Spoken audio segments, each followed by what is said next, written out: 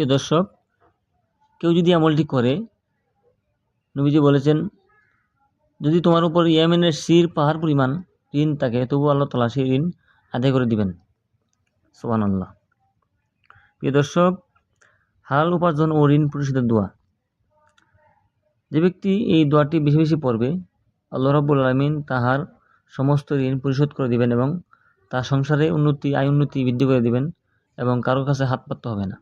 হযরত আবু ওয়াইল রাহমাতুল্লাহ আলাইহি বলেন, মুক্তিপণ আদায়ের শর্তে মুক্তি পাওয়া একজন দাস হযরত আলী রাদিয়াল্লাহু তাআলা আনহুর কাছে হাজির হয়ে বলল, আমি মুক্তিপণের নির্ধারিত অর্থ পরিশোধ করতে পারছি না, এ ব্যাপারে আপনি আমাকে সাহায্য করুন। হযরত আলী রাদিয়াল্লাহু তাআলা আনহু বললেন, আমি কি তোমাকে সেই কথাগুলো শিখিয়ে দিব যা রাসূল সাল্লাল্লাহু আলাইহি ওয়াসাল্লাম আমাকে শিক্ষা দিয়েছিলেন?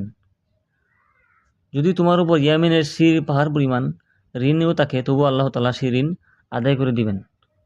তুমি শুধু এই আমলটি করবে। তিরমিজি শরীফ। আমলটি হলো, আল্লাহুম্মা কফিনি বি হালালিকা আন হারামিক ওয়া আগনিনি বি ফাদলিকা আম্মান সিওয়াক। দোয়াটা আমি আবার বলতেছি, আল্লাহুম্মা কফিনি বি হালালিকা আন হারামিকা ওয়া আগনিনি বি ফাদলিকা আম্মান সিওয়াক। এই দোয়াটা আপনি প্রতিদিন কমপক্ষে 100 বার পড়বেন।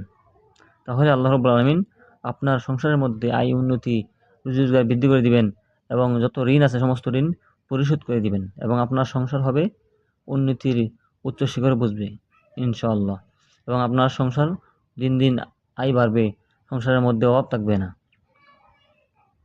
এজন্যই নবীজি বলেছেন, কেউ যদি এই দোয়াটা বেশি বেশি পড়ে তাহলে তার সংসারে যদি ইয়ামেনের শির পাহাড় পরিমাণ ঋণ থাকে তবু আল্লাহ তাআলা সেই ঋণ পরিশোধ করে দিবেন।